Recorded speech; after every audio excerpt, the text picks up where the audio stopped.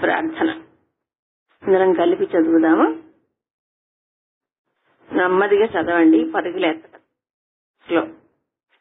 ప్రసరితాదితః శుభ విలోకితం రమణే సకృత్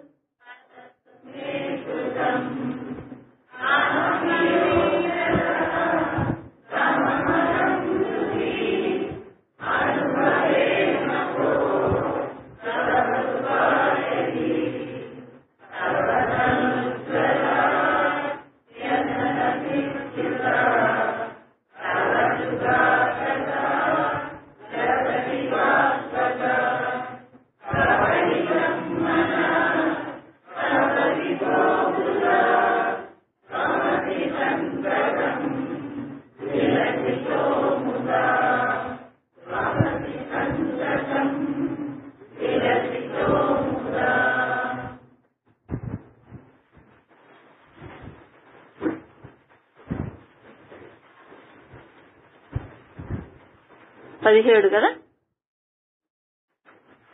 17 నుంచి చదవాలా? భూతం భవిష్యచ్చ భవత్వకాలే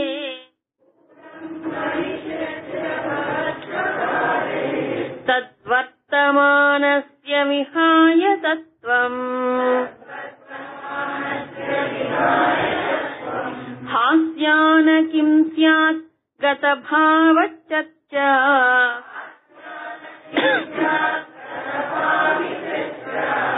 వినైక సంఖ్యాం గణనేవ లోకే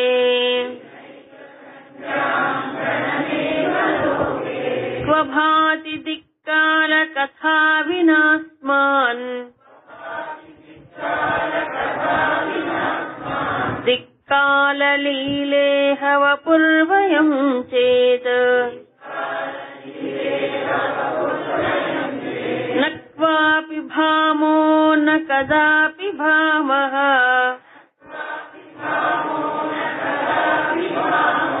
వయం తు సర్వత్ర సదా చ భామః.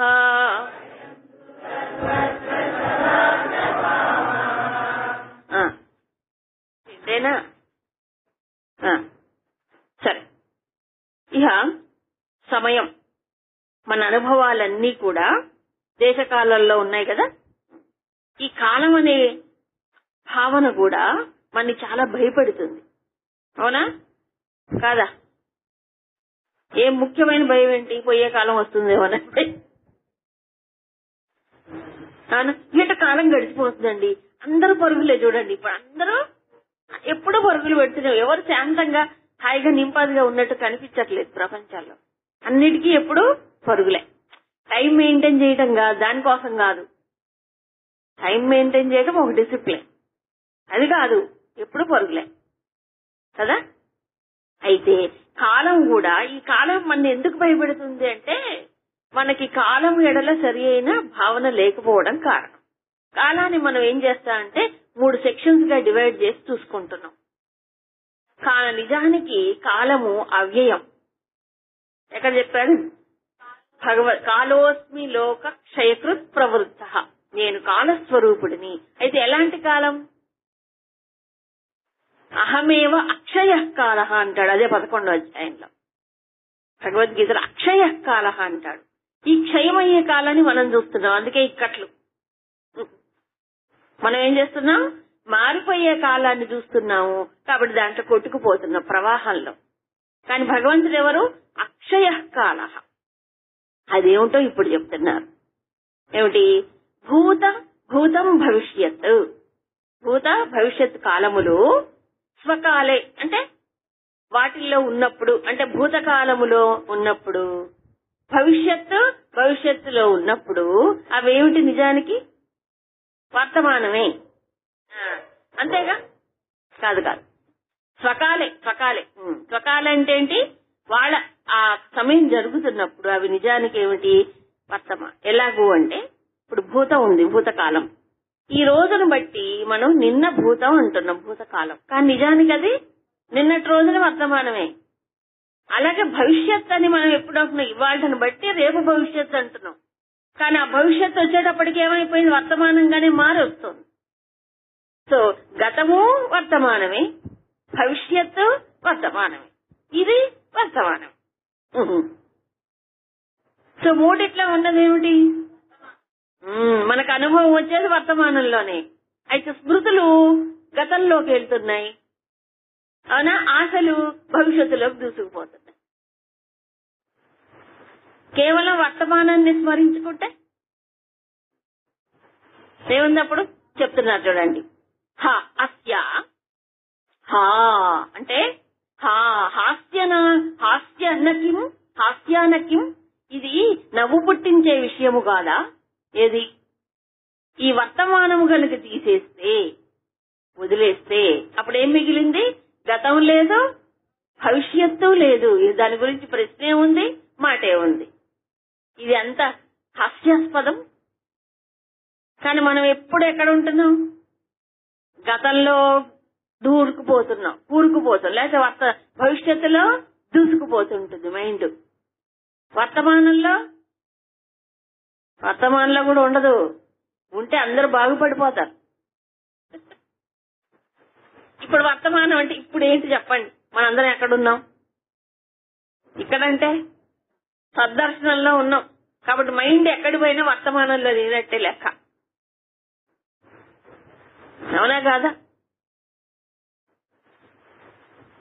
అందుకు వర్తమానం అంటే వర్తమానమే, ఇంక అటు లేదు ఇటు లేదు. అంటే వర్తమానం అనేది అక్షయం, నిజానికి ఎప్పుడూ ఉంటుంది. భవిష్యత్తులో ఉంది, భూతకాలంలో ఉంది, ఇప్పుడు అని పిలువబడే వర్తమానంలోనూ ఉంది. అందుకే చెప్తున్నారు. అందుకని ఈ చర్చ, ఏ చర్చ? నా భవిష్యత్తు గురించి చర్చ అండి, లేకపోతే నా గతాన్ని గురించినటువంటి అనుభవాలండి. ఈ చర్చ అంతా దండగా, ఇది హాస్యాస్పదం. అదే చెప్పారు ఇక్కడ భగవాన్. హాస్యానకిం స్యాత్, హాస్యాస్పదమే. ఎలాగూ ఒక్కటి అనేది లేకపోతే ఈ గణితమే లేదు, అలాగే వర్తమానం అనేది లేకపోతే ఈ రెండు లేవు. కాబట్టి ఇప్పుడు వర్తమానం అంటే ఏమిటి? ఇప్పుడు సత్, అదే చిత్. అది ఎప్పుడూ ఉంది, అది లేకుండా ఉండేది లేదు. కాబట్టి వర్తమానం అంటే ఇప్పుడు అనంతం. దాన్ని మనం ఎనలైజ్ చేసుకున్నాం పొద్దున్న. వర్తమానం అంటే ఇప్పుడంటే ఈ సెకండ్ ఎలా గుర్తిస్తున్నాం మనం? ఒక గతించిన ఆలోచన, లేవబోయే ఆలోచన, మధ్యలో ఉండే విరామం ఏదైతే ఉందో ఆ విరామము, ఇంటర్వెల్ బిట్వీన్ టూ థాట్స్. అంతేగా, ఒక ఆలోచన, రెండో ఆలోచన మధ్యలో విరామం ఏదైతే ఉందో అదేమిటి? సత్తు చిత్తు. అది అనంతమేగా. అయితే మనం ఆలోచనలో కొట్టుకుపోతున్నాం. అందుకే మహాత్ములు ఏం చెప్తారంటే ఆలోచనల మధ్యలో విరామాన్ని చూడమంటారు.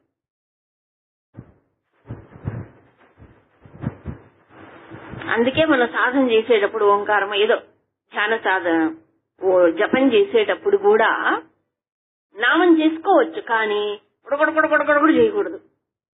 నింపాదిగా నెమ్మదిగా ఒక నామం, ఓం నమ శివాయ చెప్పి ఒక విరామం, ఫ్యూ సెకండ్స్. మళ్ళీ తర్వాత ఓం, ఏదో మీ ఇష్టదైవం ఏదైనా కావచ్చు. ఒకే నామం ఎందుకు తీసుకోవాలి? మనసు డిస్టర్బ్ కాకుండా ఉండడానికి ఒకటి తీసుకోవాలి. ఈ ఒకటిలో కూడా ఉండద్దు. ఒకటికి మధ్యలో ఏముంది? ఏం లేదా? ఉంది. ఆ చిత్తు సత్తు ఎప్పుడూ ఉంది. అది వర్తమానం అంటారు. అది అబ్జర్వ్ చేయాలి. ఆ వర్తమానంలో నిలవటమే సాధన అన్నారా? అప్పుడు గతమేది, భవిష్యత్ ఏది, ఆ రెండు ముద్ద అయిపోయి దీంట్లో కలిసిపోతాయి. ఏది? గతం, వర్తమానం. ఈ చర్చ ఏముంది? లేదు. అందుకని ఒక రకంగా చెప్పాలంటే అనాది అయినటువంటి ఏమిటది? గతం. గతం అంటే అనాదేగా. ఎప్పుడు మొదలైంది? ఏమో, అది వచ్చి ఇలా వర్తమానంలో లీనమైపోతుంది. అనంతమైన భవిష్యత్తు వచ్చి వర్తమానంలో కలిసిపోతుంది. కాబట్టి కాలం అనేది అక్షయం అని చెప్పారు. ఇలా భావిస్తే ఈ అనంతమైనటువంటి అక్షయమైన కాలంలో ఈ నేను అనేవాడు ఎక్కడ పోతాడండి బాబు? ఈ నేను వాడు ఎవరు? అసలు బుడగే, నథింగ్.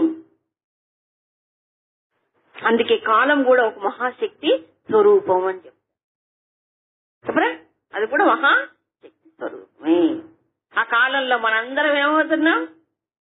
అయిపోయి నీటి బుడగల్లాగా అయిపోయి.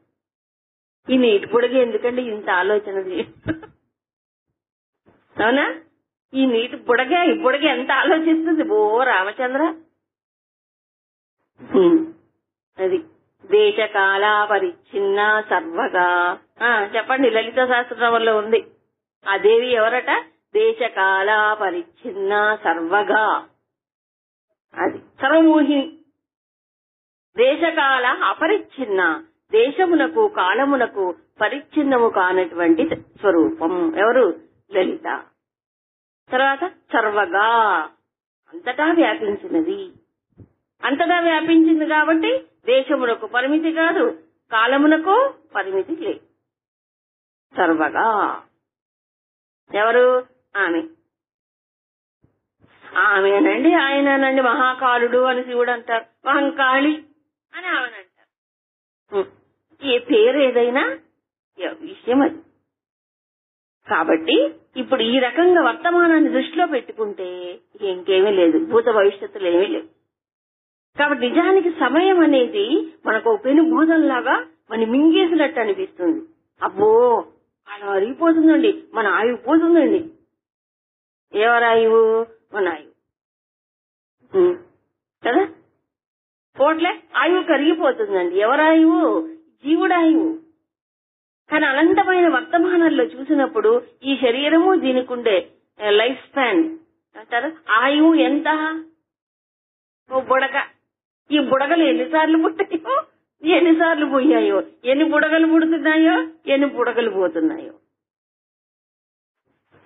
ఒక్కసారి ఆ వ్యాస్ట్ క్యాన్వాస్ లోంచి చూసినప్పుడు ఏముంది నిజానికి? ఏం లేదు.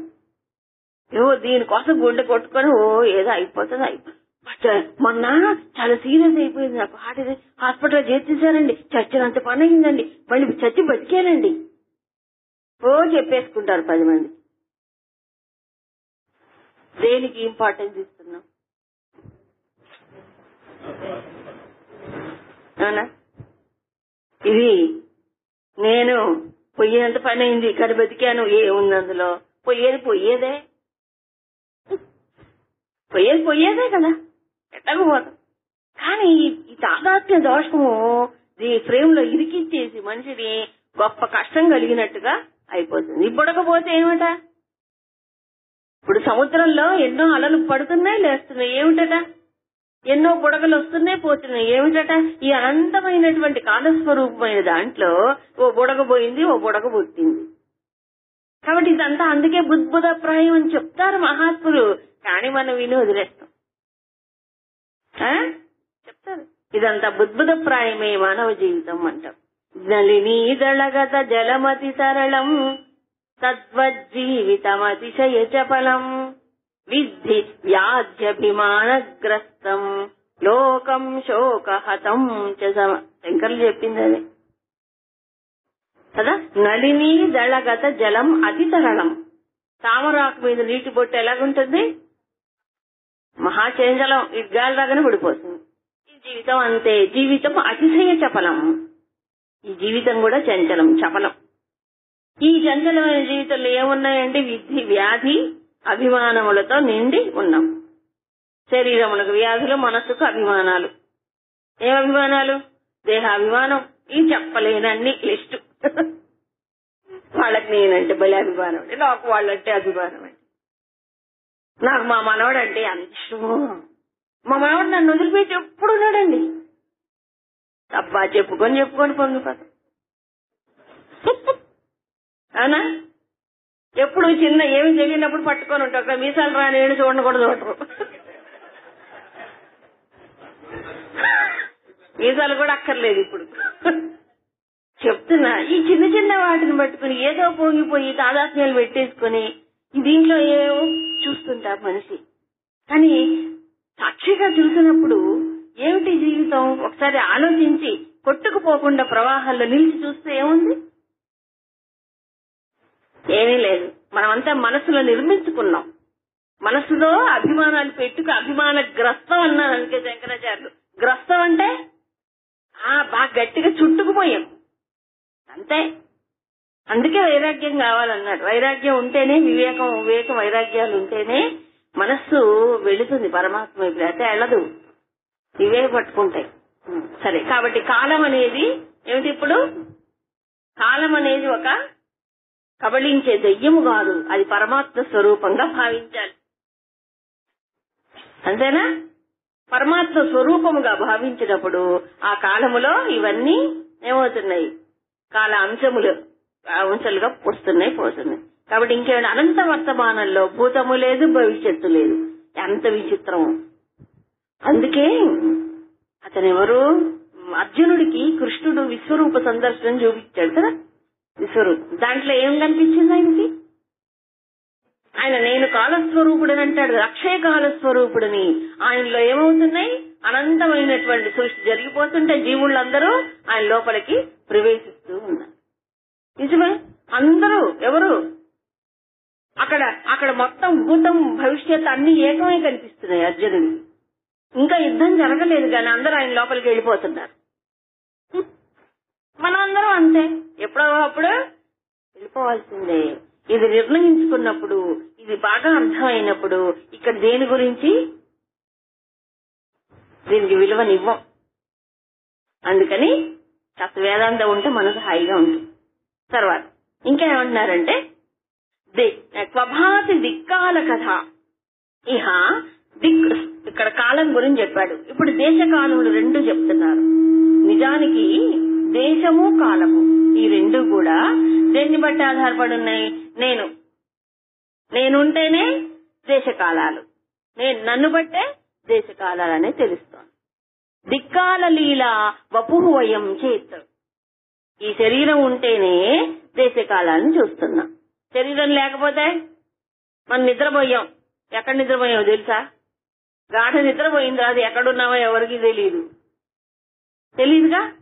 అప్పుడు సమయం కూడా తెలియదు. కాబట్టి శరీరంలోకి వచ్చినప్పుడు మళ్ళీ దేశం కాలం అనే ఈ క్యాన్వాస్ కనిపిస్తుంది, ఫ్రేమ్, దాంట్లో తిరుగుతున్నారు. కాబట్టి ఇప్పుడు ఏమన్నారు? మనము నా క్వాపి భామహ నా కదాపి భామహ అంటే నేను ఒకే చోట లేను, ఒకప్పుడే ఒక సమయంలోనే లేను. మరి ఎక్కడున్నాను? వయం సర్వత్ర సదాచ భామహ. మనందరం అంతటా ఉన్నాం, ఎప్పుడూ ఉన్నాం.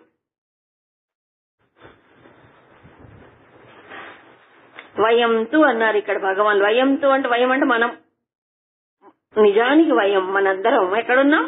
సర్వత్రా, అంతటా, సదా, ఎప్పుడు, భామహ ప్రకాశిస్తూ ఉన్నాం. శరీరాన్ని బట్టి నేనేమనుకున్నా? ఇక్కడే ఉన్నాను, ఇప్పుడు ఉన్నాను, భవిష్యత్తులో లేను, గతంలో లేను, date of birth date of death మధ్యలోనే ఉన్నా. డేట్ ఆఫ్ బర్త్ కి ముందు లేను, డేట్ ఆఫ్ డెత్ తర్వాత లేను, మధ్యలో ఉన్న. దేని బట్టి? శరీరాన్ని బట్టి. అవునా? ఇక్కడ ఉన్నాను ప్రస్తుతం, మా ఇంట్లో లేను, శరీరాన్ని బట్టి. ఈ దేశకాలములు శరీరాన్ని బట్టి వస్తున్నాయి. కానీ శరీరానికి వేరుగా చూసినప్పుడు నేను ఎక్కడున్నాను? అహం ఎక్కడుంది? సదా సత్తు ఎక్కడుంది? సత్తు. అయ్యో, సత్తు అంతటా ఉంది, ఎప్పుడు ఉంది. అదే సర్వత్ర సదా. సత్తు దృష్టిలో చూసినప్పుడు నేను అంతటా ఉన్నాను, నేను ఎప్పుడూ ఉన్నాను.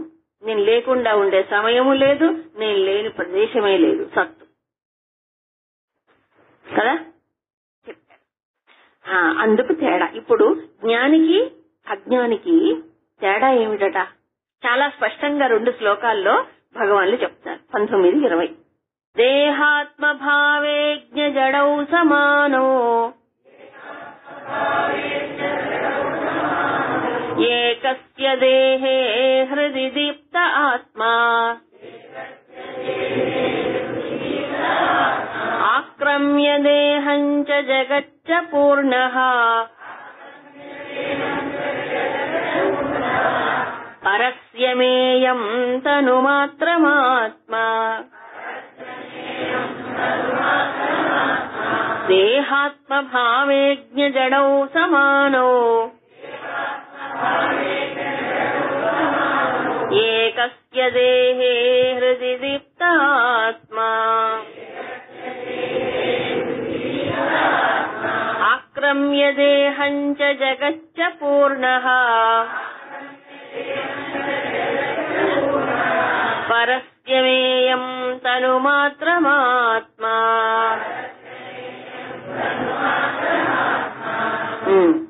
దేహాత్మ భావే అంటే దేహము నేను అనే భావన, జ్ఞ అంటే జడవు జ్ఞానికి జడుడైనటువంటి అజ్ఞానికి ఇద్దరికి కూడా సమానమేనంట. అబ్బో అదేంటి అయితే తేడా ఉంది, మళ్ళీ వినాలి. దేహాత్మ భావన అంటే నేను దేహమును అనే భావన జ్ఞానికి అజ్ఞానికి సమానమేనట.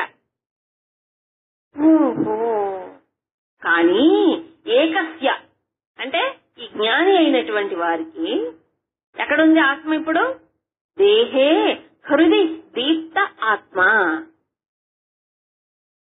అయితే వాళ్ళు దేంతో తాదాత్మ్యం పొందుతారు?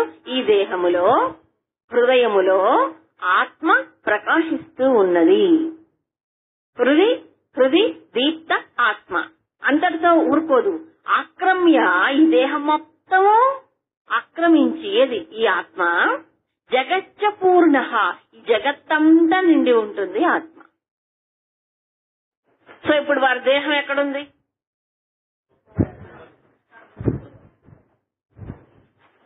సో ఆత్మ ఎక్కడుంది? ఇప్పుడు అంతటా ఉంది, హృదయములోనూ ఉంది, దేహమంతా ఉంది, జగత్తంతా ఉంది. సెంటర్ పాయింట్ ఏమో హృదయం, అక్కడి నుంచి ఎక్స్పాండ్ అయ్యి దేహం అంతా నిండిపోయి ఉంటుంది. తర్వాత ఈ లిమిటేషన్స్ ఉండవు, ఈ జగత్తంతా పూర్ణమై ఉంటుంది. ఇది ఆత్మ. దాంతో తాదాత్మ్యం చెందుతారు జ్ఞాని. సో వాళ్ళకి దేహం ఏంటి ఇప్పుడు?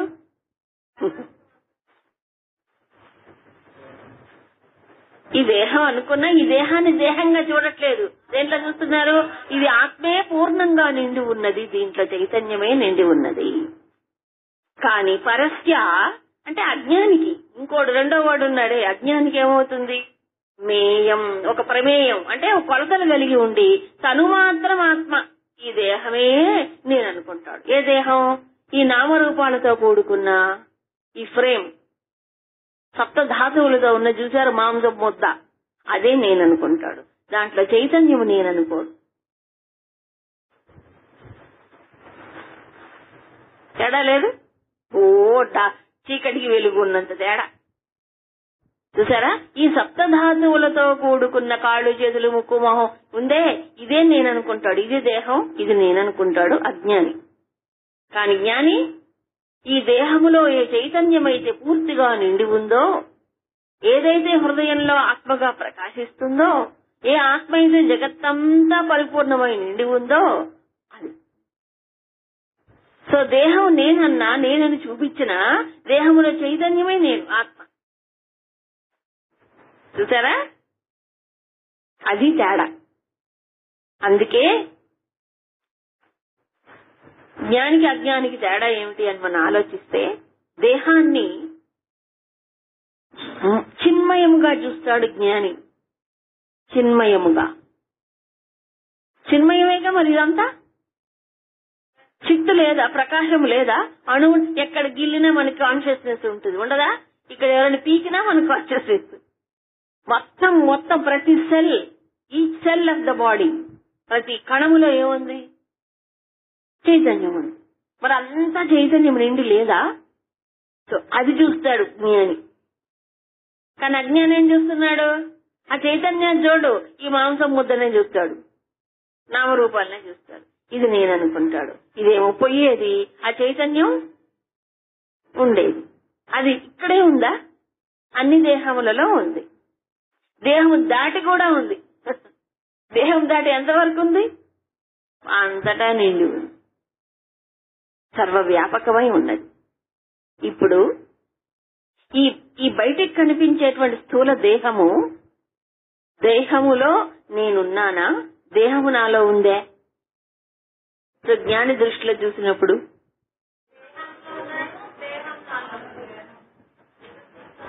చైతన్య రూపమైన నాలో ఈ దేహం ఉంది, వేళ్లాడుతుంది అట్లా.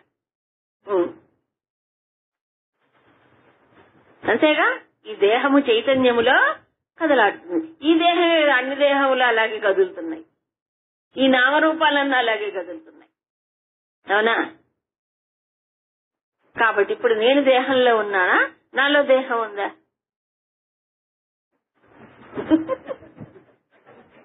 మా పెద్ద షాక్. సో నాలో దేహం ఉంది, పోయింది, పోతే పోయింది. ఏమిటట? నేనెప్పుడు ఉన్నాను చైతన్యం అనేది. ఆ చైతన్యం అన్నిట్లోనూ ఉంది కదా, అంతటా ఉంది కదా. ఈ తాదాత్మ్యం జ్ఞానికి ఉంటుంది. సో జ్ఞాని శరీరం ఏమిటి? ఇప్పుడు మాంసం ముద్ద కాదు, చిన్మయం. చిన్మయం వ్యాపియత్ సర్వం త్రైలోక్యం సచరాచరం. అది ఇప్పుడు చిన్మయం ఎక్కడుంది? మూడు మొత్తం అంతా వ్యాపించి సచరాచరం, అది చిన్మయం. ఇప్పుడు ఈ శరీరం అంతా చిన్మయమా కాదా? స్థూల దృష్టితో చూసినప్పుడు మృణ్మయం, స్థూలంగా చూసినప్పుడు ఇదంతా మట్టేనండి, మట్టిలో వచ్చేది మట్టిలో పోయిందండి. అవునా కాదా? స్థూలంగా చూసినప్పుడు. కానీ సూక్ష్మంగా చూసినప్పుడు ఇదంతా చైతన్యమే. అది లేకపోతే శరీరం బతికేస్తుందా? లేదు, బతకదు, పోతుంది. కాబట్టి ఎలా ధ్యానించాలి అంటే, దేవుణ్ణి అంటే ఏం చెప్తాను చెప్పండి? ఇదంతా చిన్మయమే. ఏదంతా? దేహములో ప్రతి కణము, ప్రతి ఇంద్రియము, అవునా, ప్రతి అవయవములో ఉన్నదేముంది? ఏముంది? చైతన్యమే. భగవంతుడు ఎక్కడున్నాడు ఇప్పుడు? ముందు నాలో చూసుకోవాలి, తర్వాత అంతటా ఉంటాడు. నాలో నిండుగా పరిపూర్ణమై తల నుంచి కాలు వరకు ప్రతి ఇంద్రియములో, ప్రతి కణములో, హృదయములో, మధ్యలో సెంట్రల్ పాయింట్ లో, అక్కడ కూడా హృదయ, అది హెడ్ క్వార్టర్స్.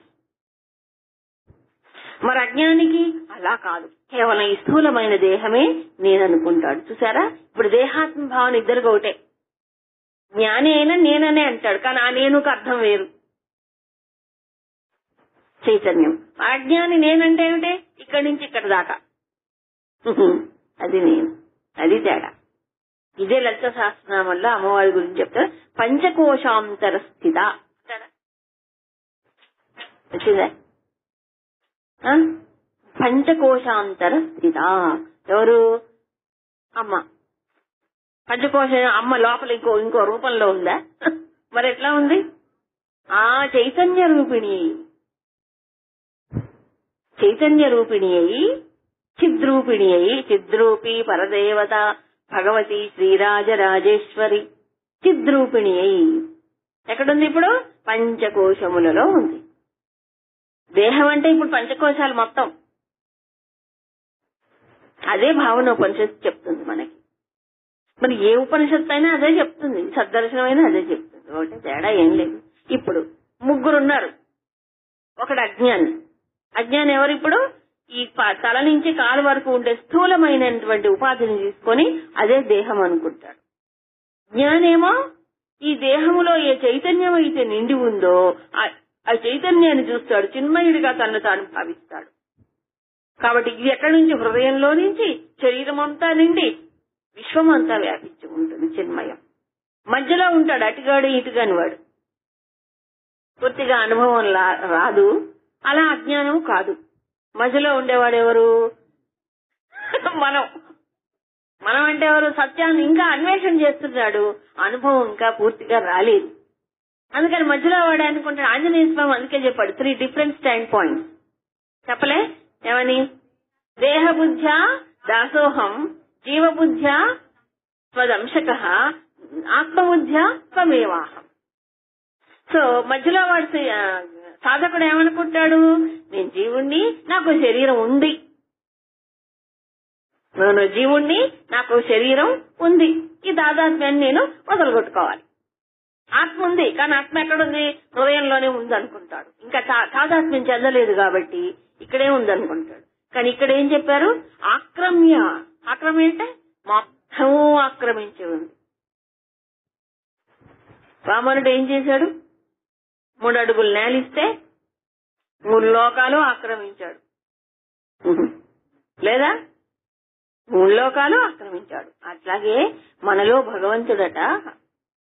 ఇంకా కఠోపనిషత్తు చూడండి, విచిత్రంగా మనకి స్టేట్మెంట్స్ పురాణములు ఉపనిషత్తులు కోరిలేట్ చేసుకుంటే, ఊర్ధ్వం ప్రాణమున్నయతి అపానం ప్రత్యగస్యతి మధ్యే వామనమాసీనం విశ్వే దేవే దేవా ఉపాసితం అంటే ప్రాణ అపానములను, ప్రాణమును పైకి అపానమును కిందికి నిత్య నిరంతరం పంపిస్తూ మధ్యలో ఆయన కూర్చున్నాడు వామనుడట.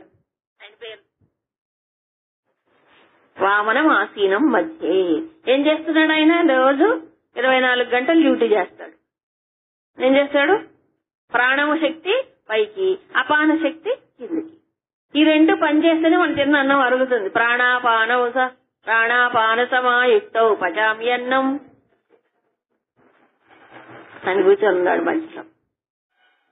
ఈ వామనుడే త్రివిక్రముడు అవుతాడు. నిజానికి త్రివిక్రముడే. మధ్యలోనే ఉన్నాడా? ఎక్కడున్నాడు? మక్కడా ఉన్నాడు. జాగ్రత్త స్వప్న సుషుప్తుల్లో ఉన్నాడు. స్థూల సూక్ష్మ కారణ దేహముల్లో ఉన్నాడు. సో 3 లోకాలను ఆక్రమించడం అంటే స్థూల సూక్ష్మ కారణ దేహముల నిండా, జాగ్రత్త స్వప్న సుషుప్తుల నిండా ఒకడే ఉన్నాడు. అవునా? కాబట్టి జ్ఞాని దృష్టి ఇది. మరి అజ్ఞాని దృష్టి పూర్తి ఆపోజిట్. జడమైన దేహమే దేహం అనుకుంటాడు. జడములో ఏ చైతన్యమైతే నిండి ప్రసరించి దీన్ని నడిపిస్తుందో అదే తహ అనుకుంటాడు జ్ఞాని. ఇకపోతే ఈ ప్రపంచం కూడా జ్ఞానికి అజ్ఞానికి ఒకటేగానా? ఒకటే. ప్రపంచం ఒకటే. కానీ ఎలా కనిపిస్తుంది చూడండి. అజ్ఞస్య విజ్ఞస్య చ విశ్వమస్తి పూర్వస్య దృశ్యం జగదేవ సత్యం పరస్య దృశ్యాశ్రయభూతమేకం సత్యం ప్రపూర్ణం ప్రవిభూత్య రూపం ప్రవిభాత్య అజ్ఞస్య విజ్ఞస్య చ విశ్వమస్తి పూర్వస్య దృశ్యం జగదేవ సత్యం పరస్య దృశ్యాశ్రయభూతమేకం సత్యం ప్రపూర్ణం ప్రవిభాత్య రూపం. చూసారా? ఇందాక ఏమన్నారు భగవాన్లు? జ్ఞానికి అజ్ఞానికి దేహాత్మ భావన ఒకటే. కానీ దేహం ఏమిటి? జ్ఞానికి దేహం ఏమిటి? చిన్మయ దేహం. అజ్ఞానికి మృణ్మయ దేహం. అదే తేడా. జ్ఞాని ఎక్కడ ఉంటుంది? జ్ఞానికి చిన్మయం. చిన్మయం ఎక్కడ ఉంటుంది? మొత్తం ఆపాదమస్తకము ఇది దాటి కూడా అది వ్యాపించి ఉంది. కాబట్టి ఇదంతా ఆయనదే. ఇకపోతే ఈ ప్రపంచం అజ్ఞస్య విజ్ఞస్య, అజ్ఞానికి విజ్ఞానికి విశ్వమస్తి. విశ్వం అనేది ఉన్నది ఇద్దరికి కూడా. జ్ఞానం వచ్చిన తర్వాత విశ్వం మాయమైపోతుందా? చెప్పండి. మాయమైపోతుందా? విశ్వమే. అది అలాగే ఉంటుంది, అదేం పోదు. కాబట్టి జ్ఞానికైనా అజ్ఞానికైనా ప్రపంచం ఉంటుంది, కనిపిస్తుంది. ప్రపంచం ఉంటుంది. చాలా మంది ఏమడుగుతారంటే, నేను జ్ఞానం వచ్చిన తర్వాత ప్రపంచం ఎట్లా కనిపిస్తుంది చెప్తున్నారు. ఇప్పుడు అంత మాయమైపోయి నల్లగా అయిపోతుందా? లేదా అంత మాయమైపోయి వెలుగు కనిపిస్తుందా? ఏమీ కాదు. ఇది ఇలాగే ఉంటుంది. ఇదేం మారదు. చూసే దృష్టి మారుతుంది. జ్ఞానం రాగానే శరీరం మారిపోతుందా? పోనీ శరీరమే, చూసే దృష్టి మారింది. అదే తేడా.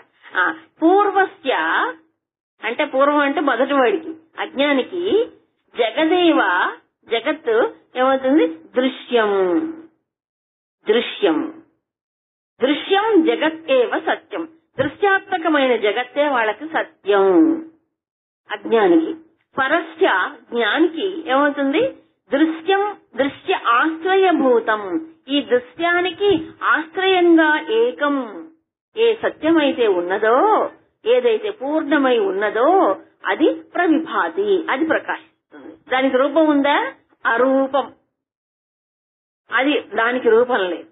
సో ఈ నామరూపాత్మకమైన జగత్తుకి ఆశ్రయంగా ఉండేటువంటి నిరాకారమైనటువంటి తత్వం ఏదైతే పూర్ణమై వ్యాపించి ఉన్నదో అది చూస్తాడు ఆయన.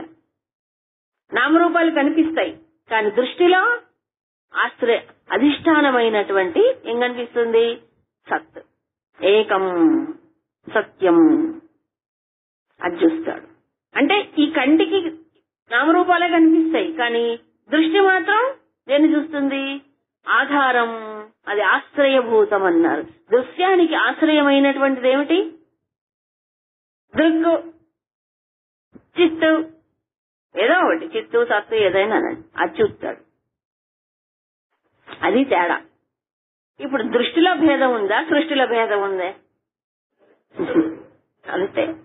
కాబట్టి మనం ఏం మార్పులు చేయక్కర్లేదు సృష్టిని, మనం ఏం ఉద్ధరించక్కర్లా కదా. కానీ అందరూ బయలుదేరతారు ఉద్ధరించడానికి. ఏమిటి? లోకాన్ని ఉద్ధరించడానికి బయలుదేరతారు అందరూ కంకణం కట్టుకుని కదా. ఈ లోకంలో ఏదో చేసేయాలి, ఏదో సాధించాలి, లోకం అంతా పాడైపోద్ది, అది చేయాలి, ఇది చేయాలి అనుకుంటాం. ఎమోషనల్ ఇది అనిపిస్తుంది. అంటే ఆ లోపల దృష్టి రాకముందు అలా అనిపిస్తుంది కదా. ఎవరు కొంచెం జ్ఞానం మనకి రాగానే వెంటనే మనం ఏమనుకుంటాం?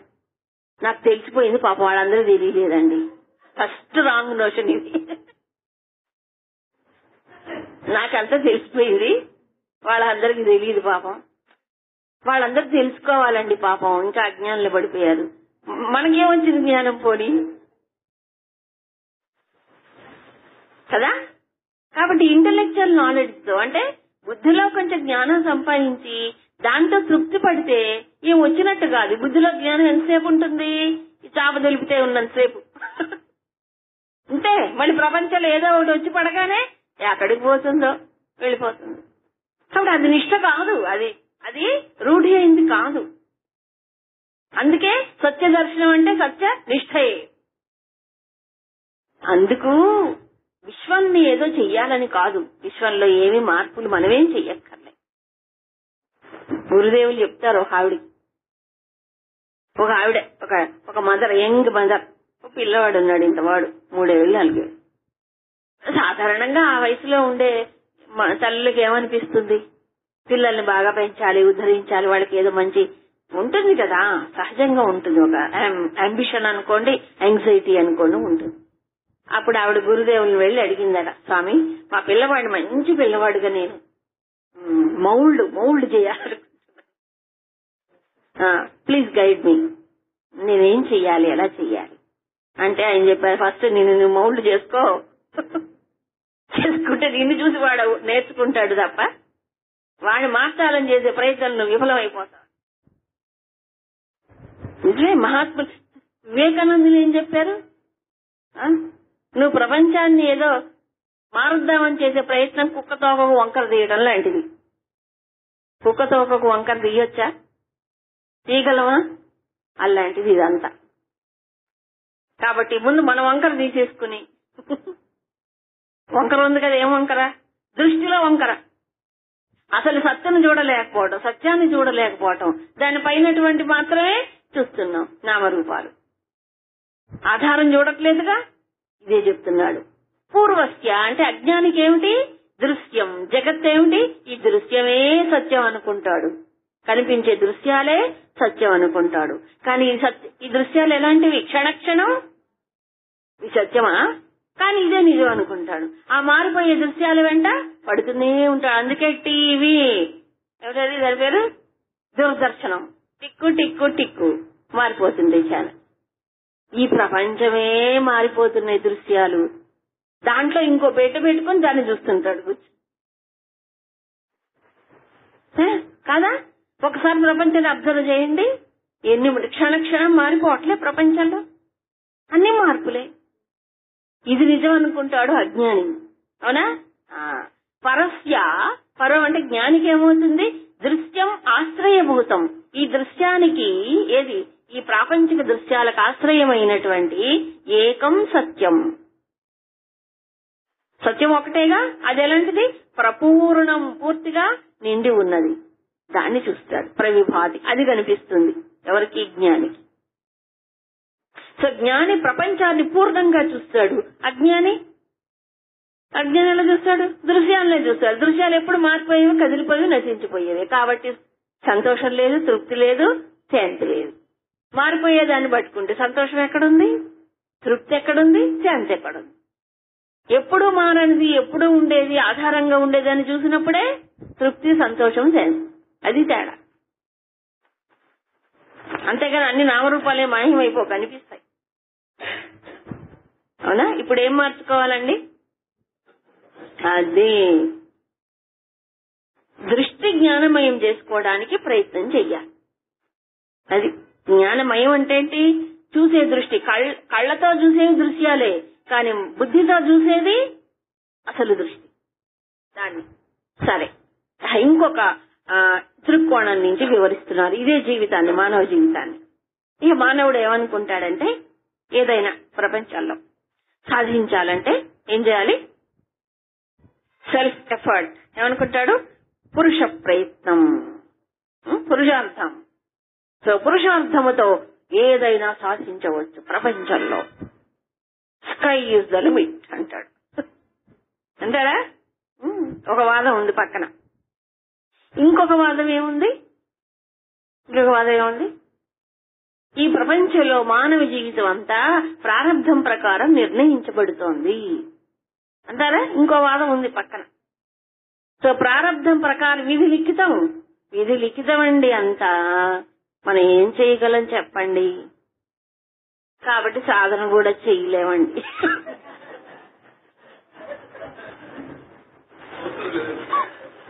ఏం చేస్తాం చెప్పండి? మా విధి లిఖితం. సో కొంతమంది ప్రారంభమే పట్టుకుంటారు, మరికొంతమంది పురుషార్థముతో ఏమైనా సాధించగలం అంటాడు, దూసుకుపోతాడు. ఈ రెండు వాదాలున్నాయి.